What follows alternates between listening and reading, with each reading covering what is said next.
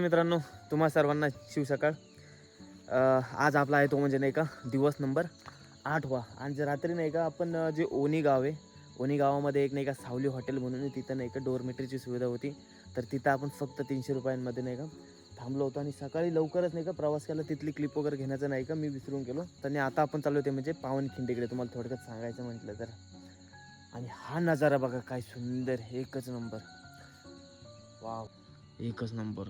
आता तुम्ही म्हणाल की आज तर आपला खरं जर बघितलं तर सिंधुदुर्ग पाहिजे होता. तर सिंधुदुर्ग का बरं नाही? तर सिंधुदुर्ग किल्ला हा पाण्यात असल्यामुळं नाही का त्याच्यावेळी आशंका आहे की तो बंद असणार म्हणून, कारण लोकांनी पण सांगितलं. तर त्यामुळं आपण सिंधुदुर्ग ह्यावेळेस कॅन्सल करतो आहे आणि सिंधुदुर्गच्या ऐवजी आता आपण चाललो ते म्हणजे नाही का पन्हाळा किल्ल्यावरती.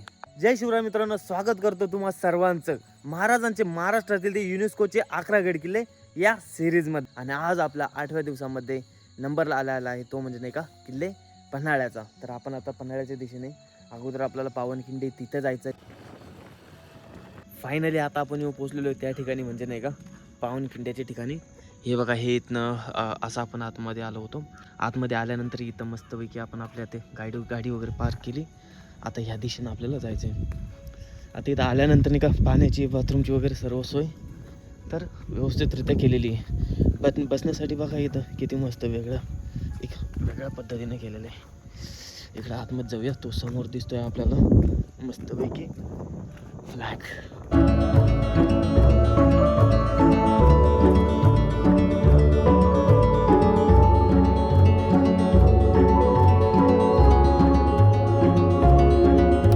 थोडंसं आतमध्ये आल्यानंतरच इथं लागतो आपल्याला तो म्हणजे नाही का ध्वजस्तंभ. आणि ध्वजस्तंभाच्याच समोरून असं नाही का आता आपल्याला इकडं पाठीमागनं जायचं आहे. समोर नाही का पूर्ण धुकं आहे, त्यामुळे नाही का आता सध्या काही दिसत नाही आहे. आतमध्ये जाऊया आपण. हा ध्वजस्तंभ इथं यायचं, मस्तपैकी दर्शन वगैरे घ्यायचं आणि मग निघायचं. हे फुलं वगैरे ठेवलेलं इथं. आता इथनं फक्त आहे ना 15 किलोमीटर जर कधी समोर चाललं गेलं तर तिकडं आपल्याला लागतो तो म्हणजे नाही का विशाळगड. आणि जर कधी पाठीमागं बघितलं तर जवळपास 50-55 किलोमीटर अंतरावरती आपल्याला पन्हाळा किल्ला हा बघायला मिळतो.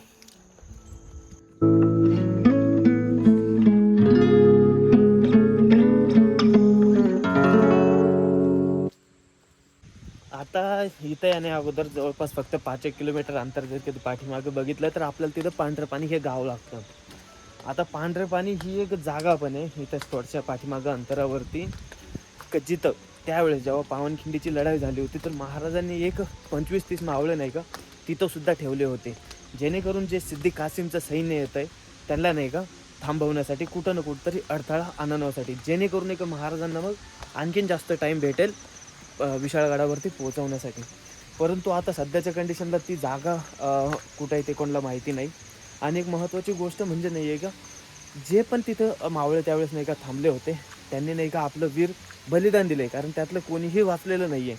परंतु एक आपलं दुर्दैव म्हणा की त्यांचं कोणाचंही आपल्याला नाव वगैरे माहिती नाही आहे किंवा ते कोण होते, त्यांचं समजा नेतृत्व कोण करत होतं. आणि तिथं काही स्मारक वगैरे पण सध्याच्या कंडिशनला नाही आहे. हे आता आपण मस्तपैकी खाली उतरून आलेलो आहे.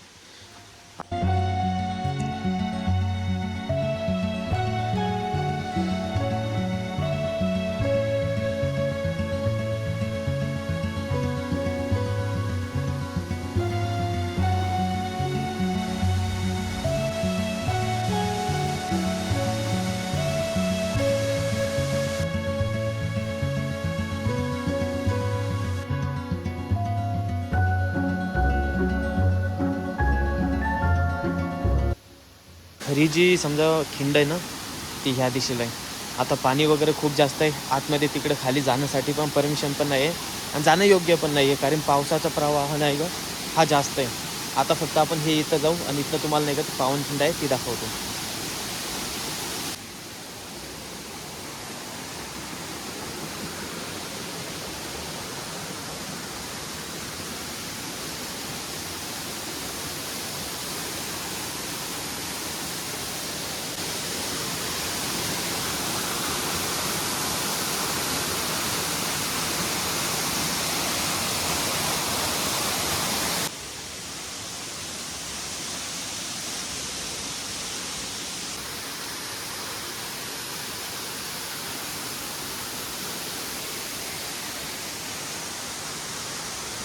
हीच ती घोडखिंड जेथे मावळ्यांनी मराठ्यांनी रक्त सांडला आणि ती घोडखिंडीची पावनखिंडी झाली. किती भयंकर आहे बघू शकता तुम्ही.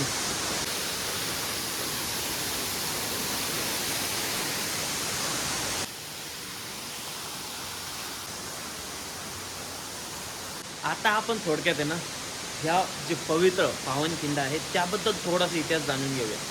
आता महाराजांनी 1659 मध्ये जो प्रतापगडावरती रणसंग्राम घडून आणला, त्याचा जो काही प्रताप दाखवला, त्या प्रतापामध्ये नाही का अफजल खानाचा वध केला.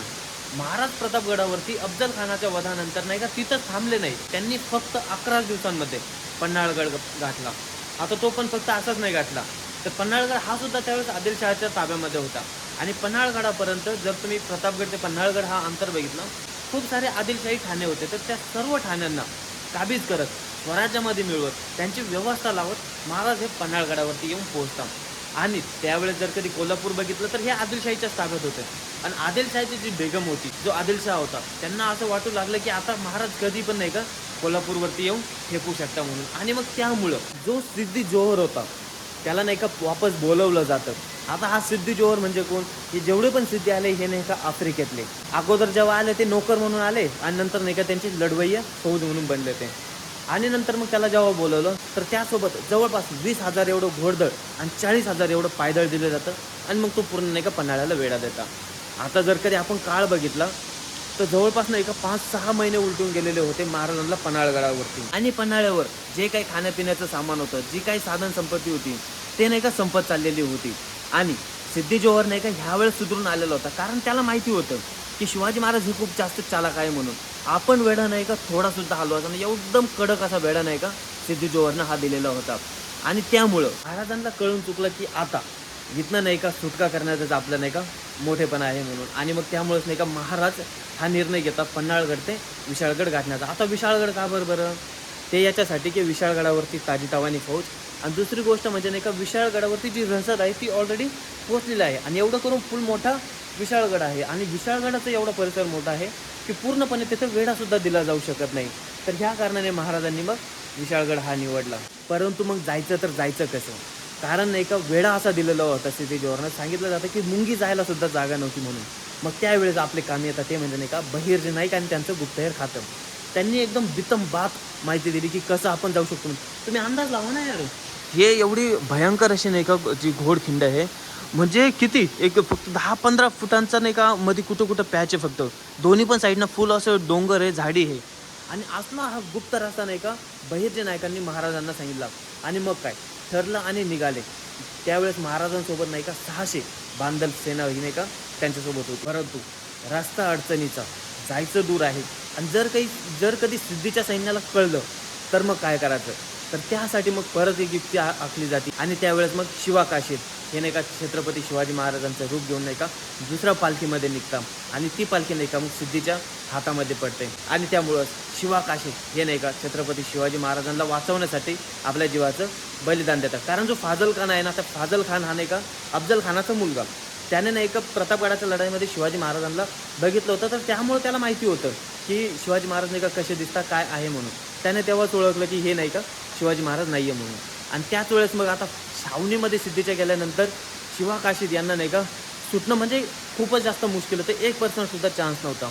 आणि हे शिवाकाशीतला अगोदर सुद्धा माहिती होतं, तरीसुद्धा त्यांनी नाही का आपल्या जीवाची पर्वा न करता ते तर उलट खुश झाले. मी जे मरतोय ना ते शिवाजी महाराज म्हणून मरतोय म्हणून, असे त्यांचे विचार होते. त्यानंतर मग बाजीप्रभू देशपांडे, फुलाजी प्रभू हे सर्व जे बांधल सेना आहे ना ती नाही का महाराजांसोबत इकडे पुढे येते. सिद्धी जोहरच्या सैन्याला समजतं की नाही का महाराज सुटलेले आहे म्हणून.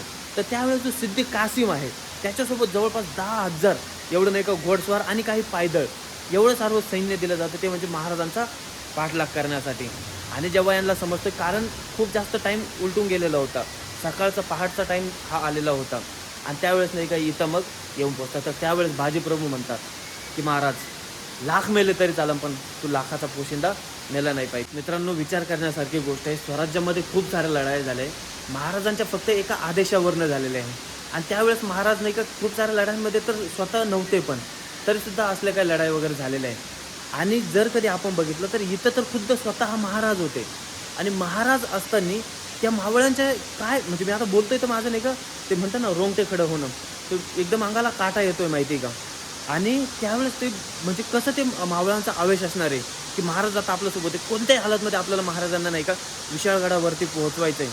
आणि त्या आवेशानं मग नाही का बाजीप्रभू हे नाही का 300 बांधल सेना घेऊन इथं थांबता ह्या घोडखिंडीमध्ये, जे की सिद्धी कासींचं सैन्य आहे त्याला थांबवण्यासाठी. आणि शेवटी महाराज विशाळगडावरती पोहोचतात. जेव्हा तोफांचा आवाज होता तेव्हा नाही का बाजीप्रभू देशपांडे प्राण हा सोडतात. ते अशी ही घोडखिंड मावळ्यांच्या मराठाच्या रक्ताने पावनखिंड झाली. आणि आज आपण ते ऐतिहासिक पावनखिंडीला बघण्यासाठी आलेलो आहोत. खूप साऱ्या दिवसांपासून चालू होतं की पावनखिंडीला जायचं, तिथं दर्शन वगैरे घेण्यासाठी जायचं म्हणून. आणि आज तो दिवस आला आहे. मी तर स्वतःला खरोखर खूप जास्त नशिबान समजतो की आज मला नाही की इथं पावनखिंडीमध्ये यायला भेटलं आहे म्हणून. आता मागं एकदा आलो होतो तेव्हा नाही का खूप फक्त 15-20 किलोमीटर अंतरावरती चालू होतो, परंतु इथं येऊ शकलो नव्हतो. चला ते पावनखिंड वगैरे बघितले, मन एकदम शांत झालं आहे. आता आपण जाऊया ते म्हणजे नाही का पन्हाळगडाकडे. माकडं खूपच जास्त आहे. बॅगेला पण पकडत होते अगोदर, तर आता असं वाटतं पाठीमागं पण येतं काय माहिती. तो इथं आलं तर बॅगी वगैरे सांभाळून सह्याद्रीत कुठं पण जाऊ, माकडं तर खूप आपल्याला दिसतात.